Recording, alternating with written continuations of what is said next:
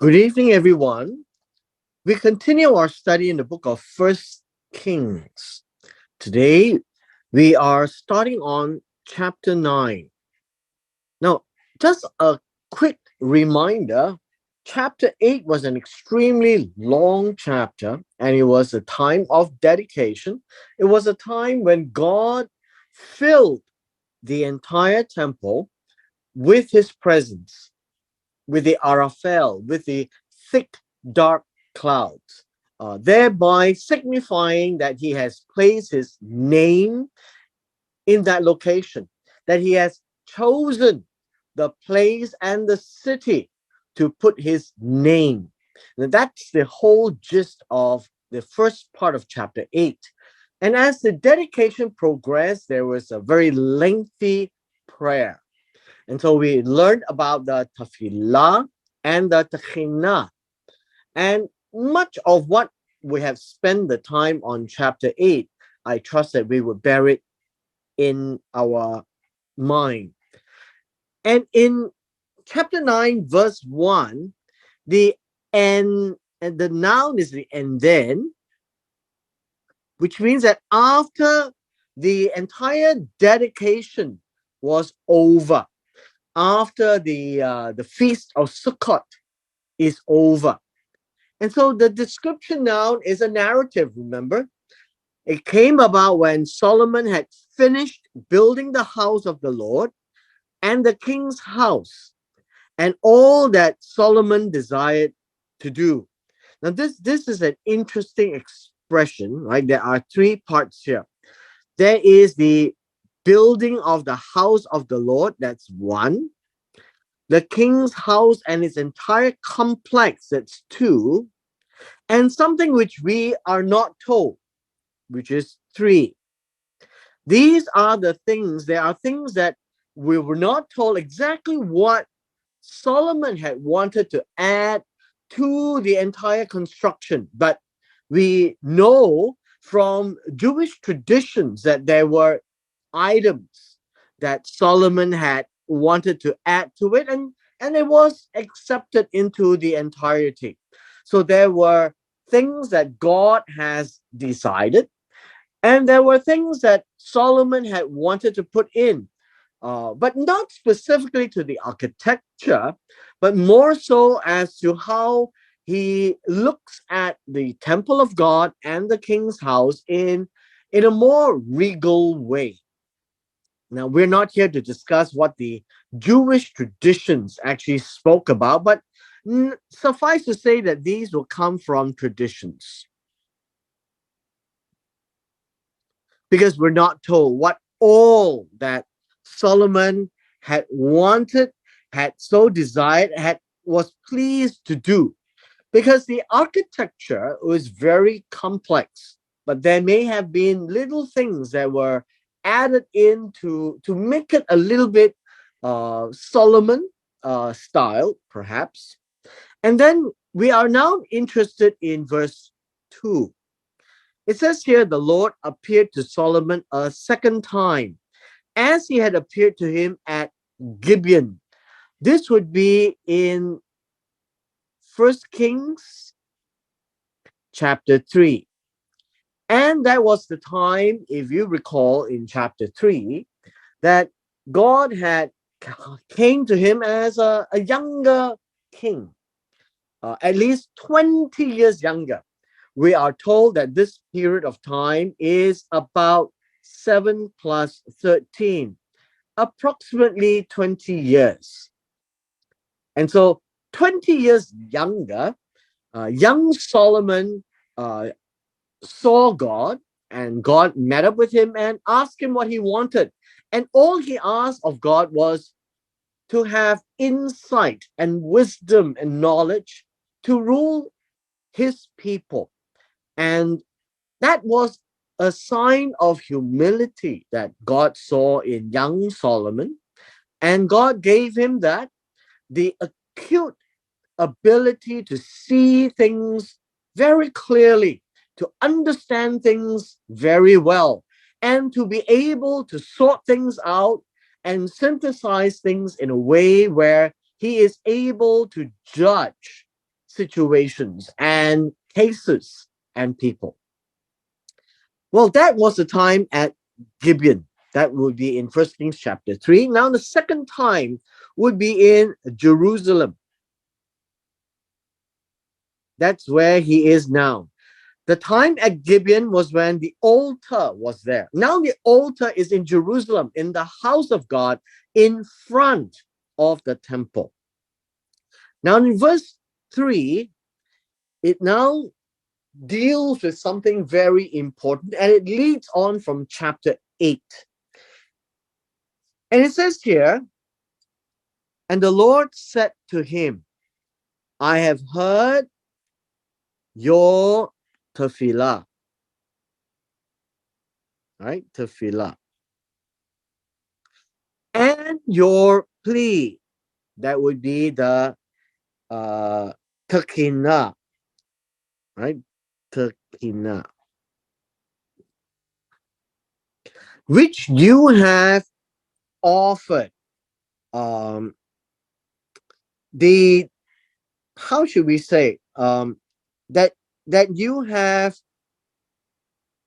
offered before me, and this word offered is the word from the word hanan, which is to cause to show favor, to cause to show favor to God's face. So let me just put this down.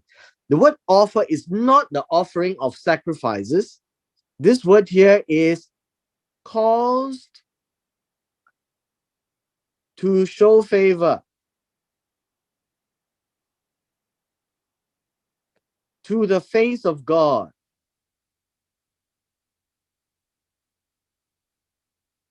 And what does that mean?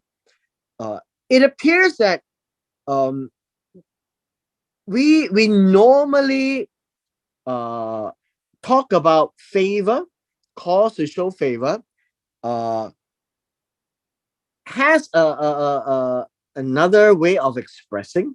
So this would also mean to seek favor, right? To seek favor, to implore favor. So this word cause to show favor actually means this. And so Solomon had came to see God before the temple, raising his hands, facing the temple, and doing the tefillah, and then the takina. And God says, I have heard. And this is very audible, right? It's from an audible way, which means that Solomon had actually spoken out loud. And not only the people heard him, but God says, I hear you from heaven, from Hashmayim, your tefillah, which is your introspection, your tachina, which is your plea for a favor, which you have sought before me. You have sought favor before me. And as a result, it says here, I have consecrated this house which you have built. It's important for us to understand these words. Consecrated. Consecrated literally means to, how should we say, to make holy. To make holy. To devote. To set apart.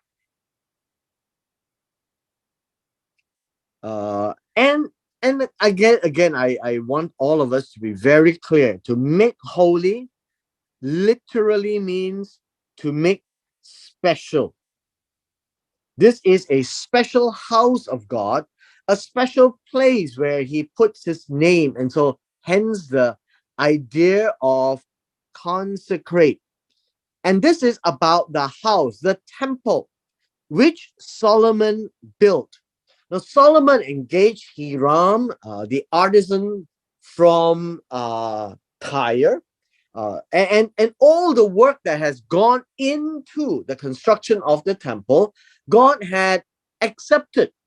And now in 1 Kings chapter 9, verse 3, in this appearance to Solomon, and we don't know exactly how it's appearing, possibly in his dream, and God says, I hear you, Solomon. I hear your cries. I hear your introspection that you prayed for yourself, for your people, and for the foreigners who will come there, because the house of God will be a house of prayer, a house of tefillah, a house where people will come and introspect and seek God's favor, including the Gentiles. And it says, by putting my name there forever, my eyes and my heart will be there always. Now we see this as an A and a B, right? We see this as an A and a B. Be there forever. Be there forever literally means ad olam, until olam. And you know the word olam means for a long, long time. And so God says, I am putting my name there for a long, long time, until so long that we don't know how long. Now, the B, which is a synonym, is using a more physical description. My eyes looks down, and then my heart, and that would be God's mind, God's will always be there. Now, the word always be, right, will be there always. It literally means all the days. That's what it means here. Now, will be there always means all the days. You notice the words that the Hebrew word uses doesn't reflect very much of our English language. It is more an expression where you can actually imagine all the days, day in, day out, day in, day out, it'll be there. It's like olam. As you keep walking towards the horizon remains there ahead of you. Now, how long does it get to the horizon? We don't know, but it seems to be quite a long time. And that is what God is saying, that I have made this house special right here, that you have built very specially for me, and I have made this a special place. I have put my name there. Now, the idea of putting God's name there is so that people will know that the God of Abraham, Isaac, and Jacob, the God of Israel, is there in Jerusalem and in the temple. Now, the Eastern people always looks at a temple as a focal point of their God. So a temple, being a house, is a physical representation of the presence of God. Now, obviously, we know that God is far greater than any houses that's made by hands. But in this case, he has chosen to make this a special place as an indicator of who he is amongst the people that he has redeemed from Egypt. And this is the point that God is making, that his name literally means people will know that this is the God of Israel in the temple. And God says he'll be there all the time. Now, understand this, the word always, as we have here, forever, as we have here, is not quite the English meaning. And so in the Hebrew commentaries, there is a caveat that tends to be understood by the context. And the caveat is this: if my will is done. Now, this is the Hebrew tradition caveat, which means is God doesn't give a blank check that says, I'll be there all the time, regardless of what happens. And so it's just like a father or a parent to a child, uh, that there is that intimate bond, as long as the child continues to do the will of the parents. Now, in God's case, God is going to put a stop sometime in the future if his will is not done. Now, you notice that God has made a promise to David that God will chastise the sons of David, who is going to be there if they were to go after other gods. But not for the northern kingdom, which we will see in the coming chapters of First Kings. But then again, God has also given the judgment in the book of Leviticus, that in particularly in Leviticus chapter 28, that there will be blessings and there will be curses. And eventually, if we really, really will not listen to God and would not do as God has told them, God says he will take them out of the land. And when he takes them out of the land, the temple eventually gets destroyed. And so that would be a future element that is contingent on the behavior of the Israelites and eventually the house of Judah, that God wants that intimate relationship to be reflected in the temple. But eventually, if you read Ezekiel chapters 9 and 10, we will see that there is a prophetic description that the glory of God departs from his temple as fast as the glory of God came into the temple in First Kings chapter 8. And so now we have two sides to the coin, that God always have conditions to his presence. There is never blessings without conditions in this sense. As an Eastern thinker that we are always seeing that uh, the blessings of God comes from the continuation of that relationship with God in a very intimate way. And when one does not obey God, there will be judgment. And there will be a series of judgments to the point where God eventually gives up on his people. And so you would see that the relationship with God is not unconditional in that sense, which we saw also in the Garden of Eden, that there is a condition. And once that condition was violated, changes takes place. Then the man and the woman were taken out of the garden. There will be no more incredible, pleasurable, good life, and it will be a hard life. And in Leviticus chapter 28, the same goes, where if they do not obey God, then they could eventually be removed from the land, and God will remove himself from the temple. And eventually we find Nebuchadnezzar destroying the temple of God.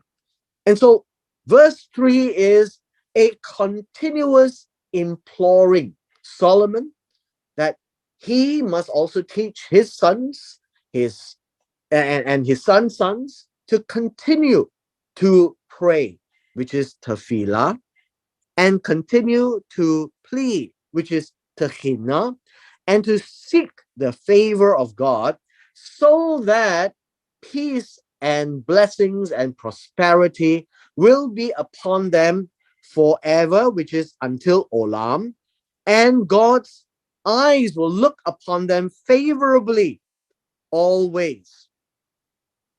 And this is a way of speech, I would say, that they are now looking at God, that's this understanding between man and God with regards to the temple.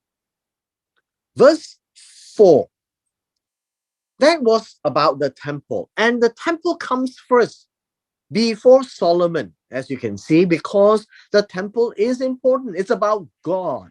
It's about the presence of God. It's about the glory of God. It's about the name of God. It's about how God will make his will be obviously seen there. That it's a house of tefillah. That even the Gentiles who come from afar to pray, to have tefillah before God. And now, as for you, Solomon, and now we see a very important condition, which is this if.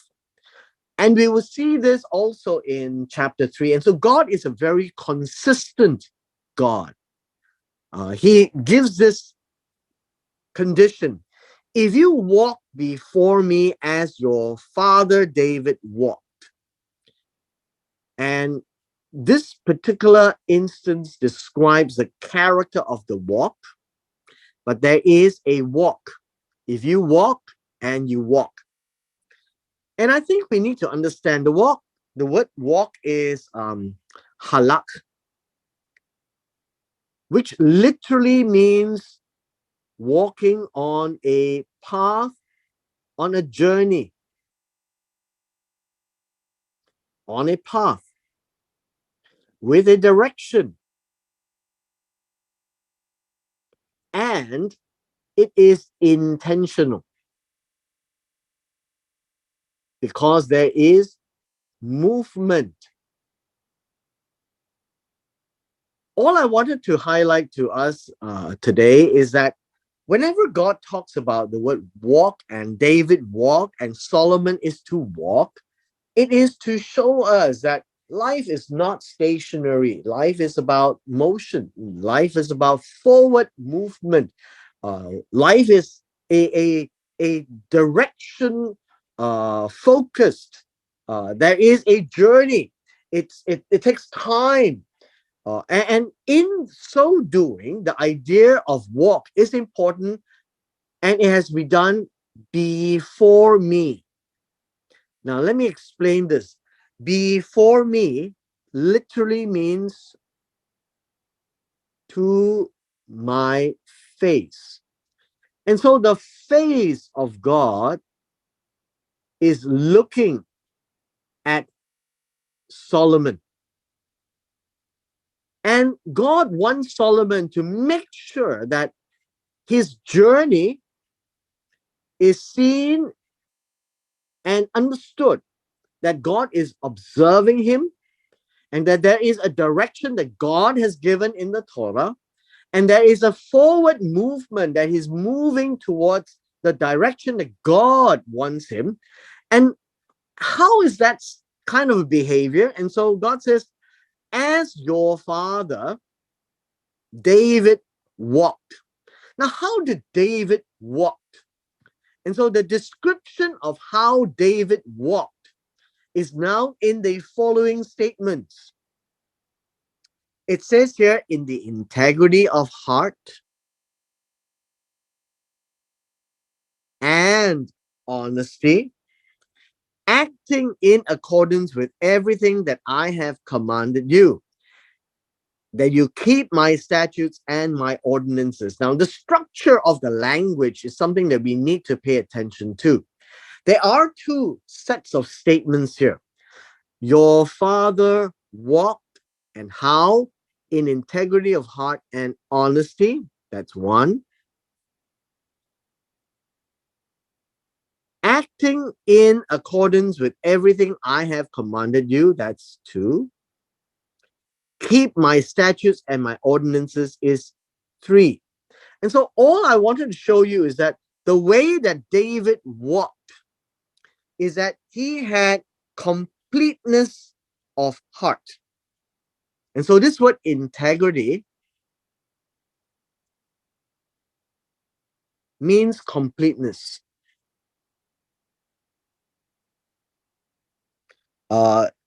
It means to be seen as upright as well.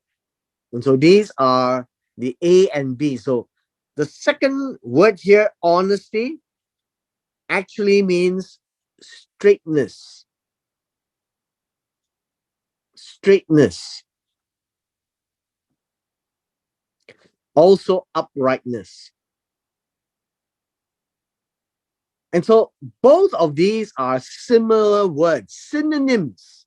And that's an A and a B by itself right there. Integrity of heart and honesty are both of the same meaning. And so what does that mean? It's important for us to describe, right? And so David walked with completeness of heart and honesty. It means that David did not question God's instructions. That's what it means. And then it says here, acting in accordance with everything I have commanded you. And what does acting actually mean? So the word acting is doing, performing.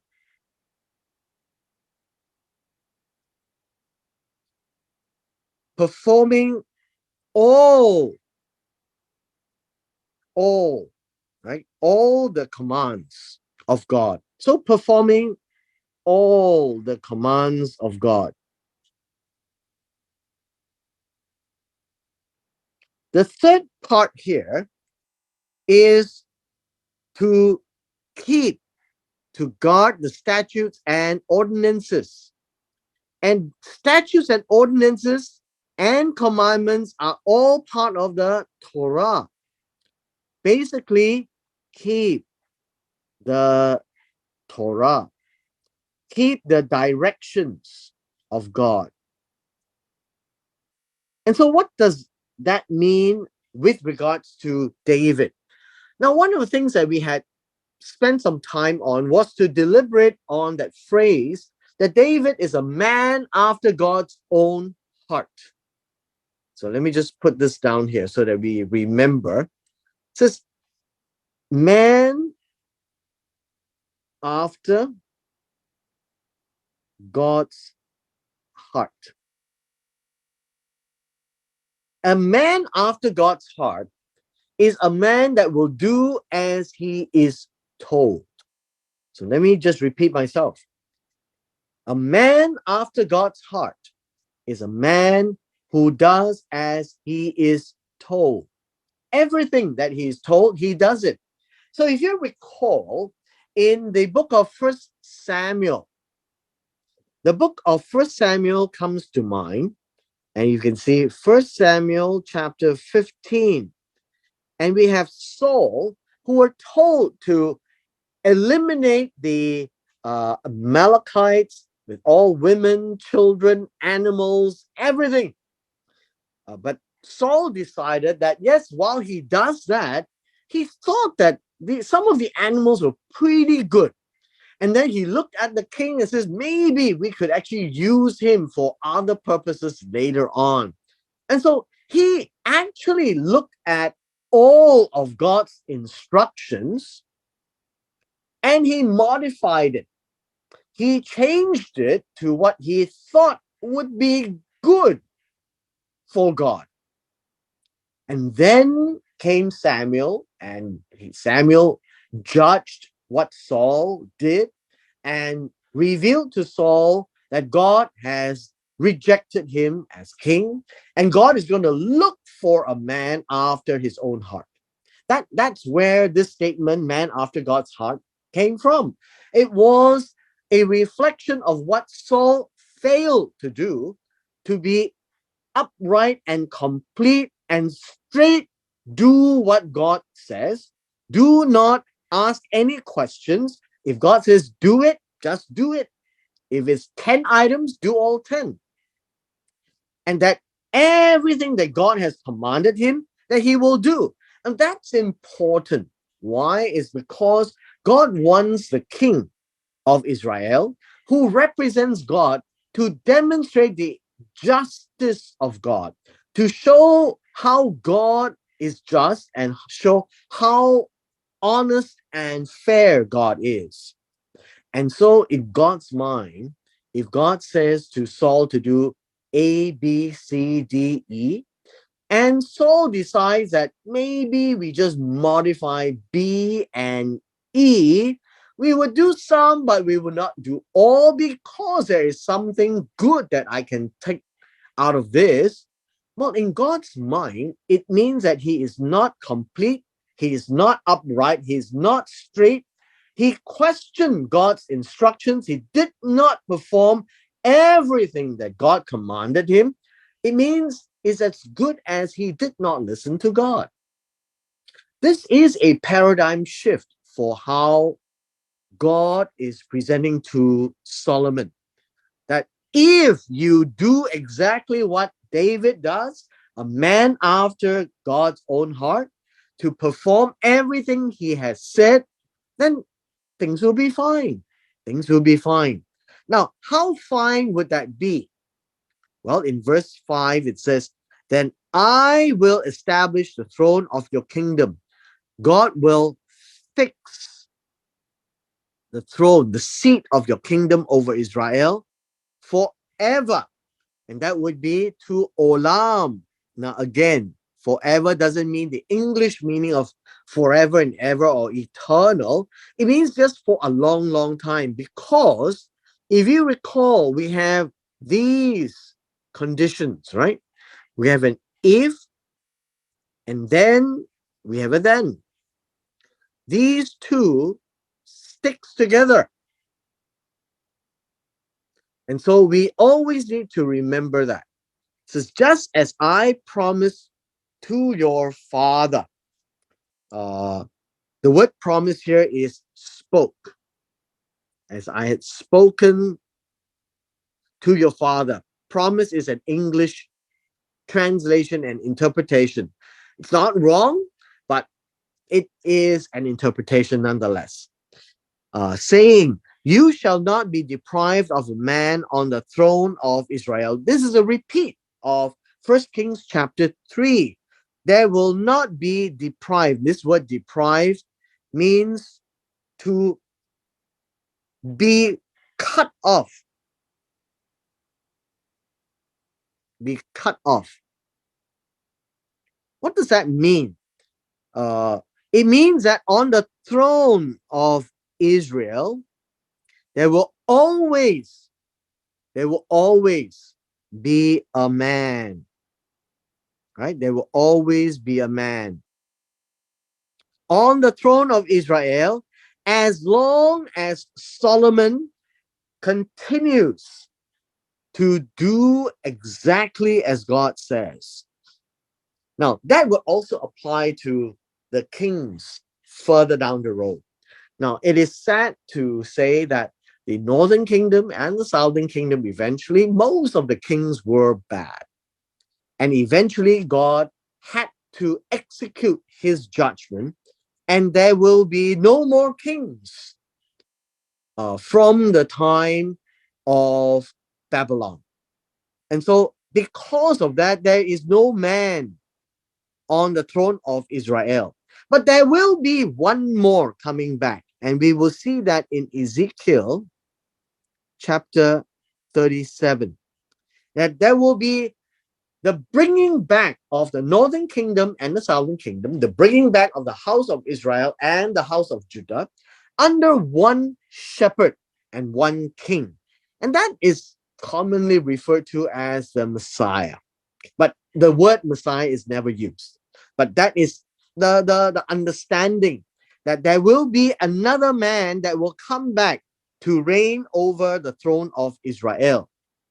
And so there will be a cutoff sometime, but it is forever because it was for a long time. But until the time came when God decided enough is enough, that will be in the time of Babylon. And then King Zedekiah would have been the final house of Judah king in the entire lineage. Verse 6. Verse 6 is a warning. Again, another big if. Let me just put it down. You see, God is a just God, a fair God. And God tells them ahead of time. That's one. The idea of if is a conditional. Again, you see this as a conditional. It is a choice. It's about the will. It is about the heart. If you or your sons indeed turn away. Now, this word turn away is also the word shuv, which is to turn back, right? Turn away from turning back. This word is from following me. This word following me is also shuv, which we can't see. So there are two shuvs here. And the second shuv actually refers to turning back. And so the word shuv can be turned away and it's also turning back. So if you or your sons turn away from turning back to me, and so down we have an A and a B. What do you mean by turn away? Well, to turn away means do not keep my commandments and my statutes, which I've placed before you. So now we have an A and a B, very clear. These are two synonyms. And then we have another right at the end. But you go and serve other gods and worship them. And that makes this a C. All right, so we have an A, B, C. So we have the idea of turn away, which is equivalent to not keeping the commandments of God, which is equivalent to serving other gods. So you can see the idea of turn away comprises of these synonyms. So turn away is not just walk away. They walk away by not observing, by not keeping the commandments of God and statutes. And then they go and serve other gods and worship them. Now we need to be very clear about these two words, serve and worship. The first word,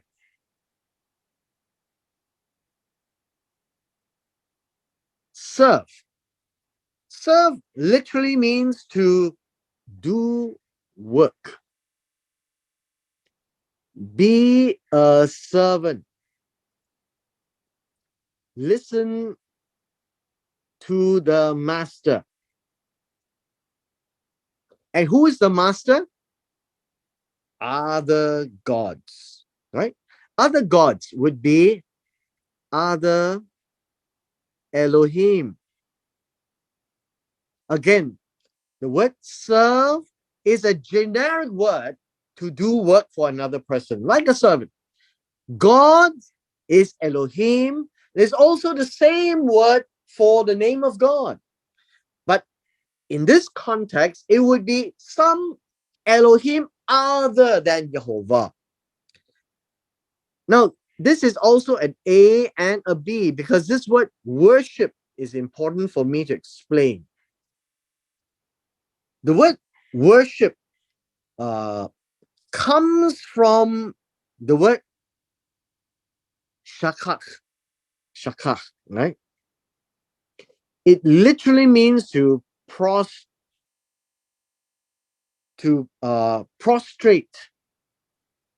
bow to the ground.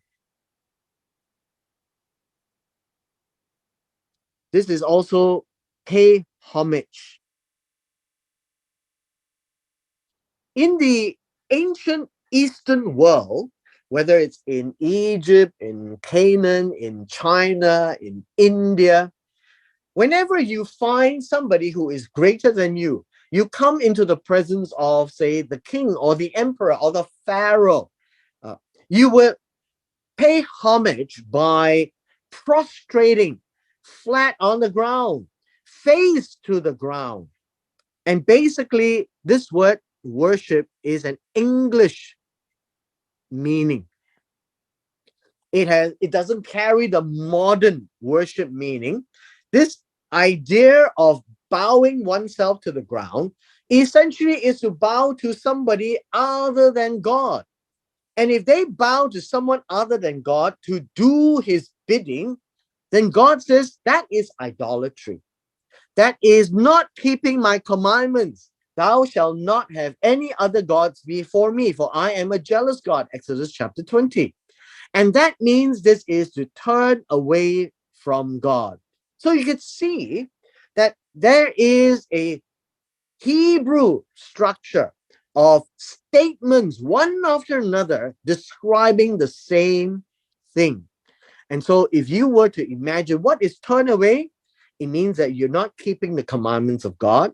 It also means that you go after other gods to serve them and to bow down to them. And the bowing down to the other gods is very, very visual, that you have departed from Jehovah, your Elohim. And that is the warning. And God is giving fair warning that if you do this, then we will read this and we will continue tomorrow. It says, then I will cut Israel off from the land which I have given them, which means that they are no longer in the land. That's A. And then we have B. It says here that the house which I have made special for my name, I will expel from my sight. God was saying, my eyes and my heart will be there day in, day out. But here God will say, if you don't obey me by context, I will cut you off. I will expel from my sight. We'll deal with it tomorrow. And the consequence is right here. And this is a very interesting verse. This is a consequence that Israel will become a saying and an object of derision among all peoples.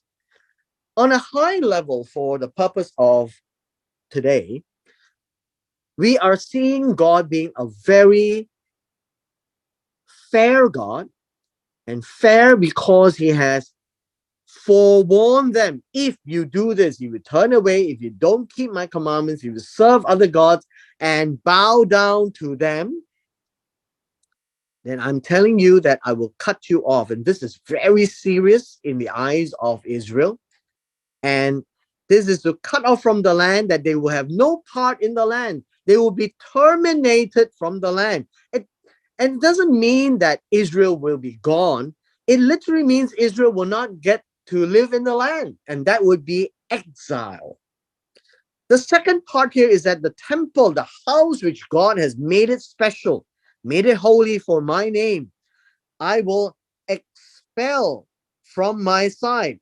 The word expel is to send it away. I don't want to see it anymore. And that is very serious as well. And what would happen as the end consequence? That Israel will just become a proverb, something that you talk about in the past. Israel will also be taunted. It's like, why would the God of Israel do this to Israel? And thereby there will be great shame. Now, we will deal with this in more detail tomorrow, and we come to the end of our session today.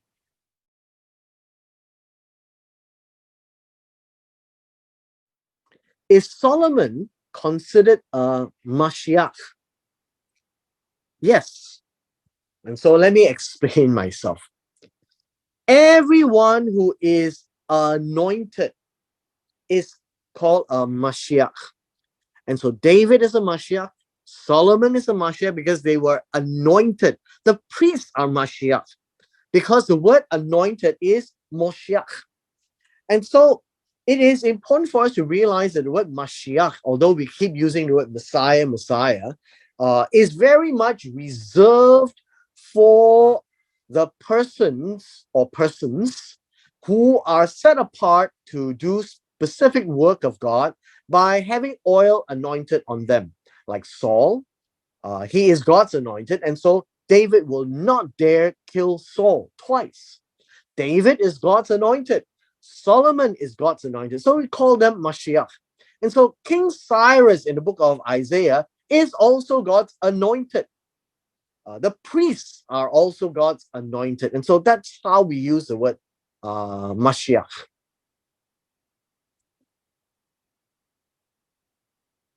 Any other questions?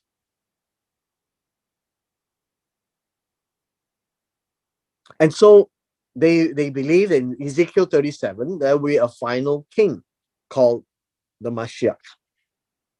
Like King Solomon, the king is not his name. It's a title. The end day, what is popularly called Messiah or Mashiach, is actually never referred to as a Messiah in the Hebrew text at all. Judges are not anointed. The only roles that are anointed is the king and the priests. But the judges are appointed to rule over the people. It's never used for the end time Messiah, although it's popularly called Messiah. If you read the New Testament, the word Christ or Christos in the Greek is supposed to be the equivalent of the word Mashiach. Okay, I'll see y'all tomorrow then. Bye-bye.